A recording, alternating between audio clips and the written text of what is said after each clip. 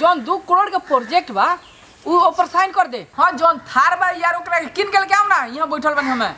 ठीक बा लेके आ।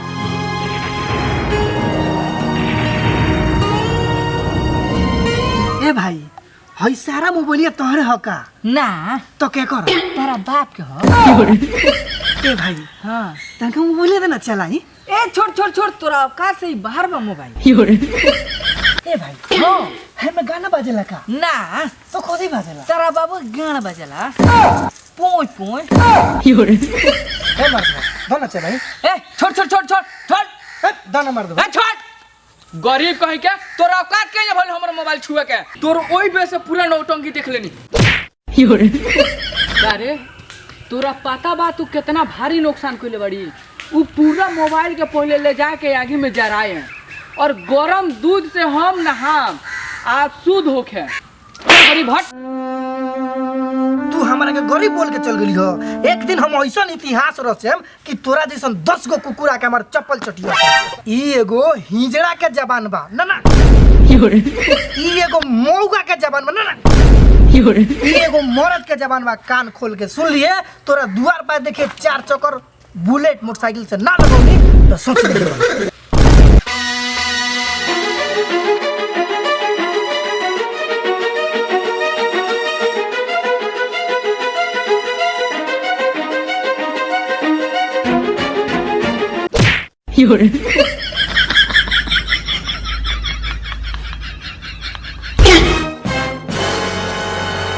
आज से गरीबी वाला काम छोड़ दो। अपना दम पर अमीर बन के तारा के देखा देख लियो।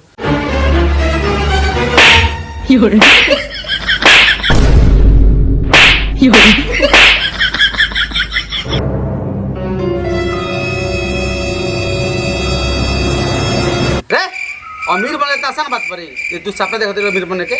अच्छा तो क्या अमीर बनल जाला? गाड़ लुआ के तो चलो ना गाड़ लिवा लहल जाओ। जब तोरा अमीर बने के सपना बोल रही बा तो आज अगुआ अवतार सो कहीं से दहेज ले आई आ अमीर बनल जाए।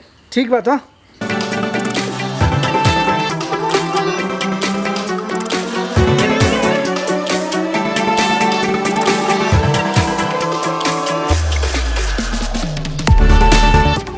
चाचा हनै बा हां बाबू ढुकल दाल के घर कौन है?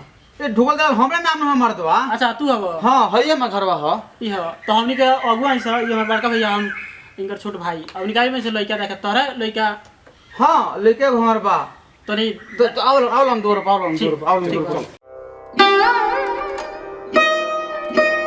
ए बाबू सुंदर अरे पिठो ले बात दू में मानल बन लोग। ए बाबू ऐसे नाम सुन ले बड़ी तू। मत हम काहे के सुने जई साला जिया जाना के ना छू अरे छोड़ हम क्या करबो लइका से मतलब। हां बिछा चल बैठ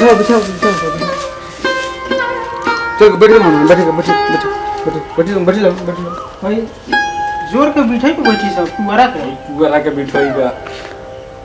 अरे छोड़ो लइका से मतलब हम का ठीक बा। अब सुंदर जा ढकेलू बोला ढकेलू के ढेकलुआ कथि ना बोलला हो। अब आइल बानी से हमनी के लइका से देखो ये सब से का फर्क बा। हम नाव गांव से का करे के बा? बाबूजी भैया घर में नहीं कौन घर में नहीं है हां देखो ना हमने कालोल पे कॉल हो जाके ढकेलू देखबो। ठीक बात देखो तनी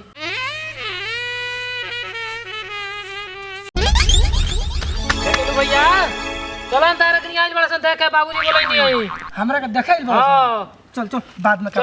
चल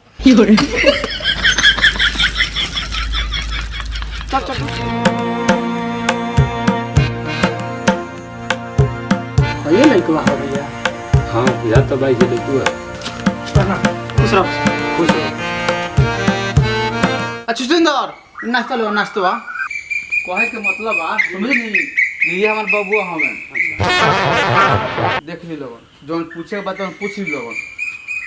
रोज चिंता मत करी भैया कुछ पूछा बता पूछा नहीं। का नाम पड़ी? ढकेलू बबुआ बैठो। तो क्लास ले पढ़ो रे बबुआ। ईयल बीयल पास। ई कौन पढ़ाई हो? ए छोड़ो लइका से हमनी के मतलब है पढ़ाई से कौन मतलब। अरे ठीक बा बबुआ माल पढ़ेला बड़ा हां कगो? 50-60 गो। लइका पसंद बा तारा पसंद बा भैया? हां पसंद वाले के पसंद बा। बबुआ अभी लोग कहोगे ठोकले बड़ा 30-40 गोड़ा के। ठीक बा लड़का पसंद बा। बबुआ नीचे से ऊपर ले तू पसंद बड़ा हमने के। अब ई बात ए जा रहा है तो धरे लगा नहीं नाश्ता करी लगा बबुआ हई कौन नाश्ता हो मैं महाराज रउआ लगन नहीं खे। कथी हो हई बबुआ अपन नाश्ता धरल अब रउआ बताई कि लेन देन में कितना चली ये बबुआ पर कितना लड़की वाला सब मंगा देम सब ई बताई कि रो ओइने है तो हमरा कातना लोकल खो हमारा बढ़िया से लौकता कि वो दे पर गंजी जमा ले नहीं छे ए महाराज उ छोड़ी ना बाबू नहिलो है तो पसार कइले है। उ सब छोड़ी लोग नहाला धोला तो कपड़ा ला तो पसा दे कपड़ा के बाद छोड़ी पैसा बताई कितना लेम सुन 10 करोड़ रुपया दिवा दे एगो फॉर्च्यूनर गाड़ी एगो बुलेट मोटरसाइकिल 1 मिनट हमारा साहब को पैसा क्या होता है सब? ए हेने अब बैठा पहले फरिया के पसाव करे जइयो। ए बड़ा पैसा पेशाब करे ना, ना, पेशाब तुरंत क्या आता होता है? नहीं हम कुछ नहीं जानत फरिया के जाने।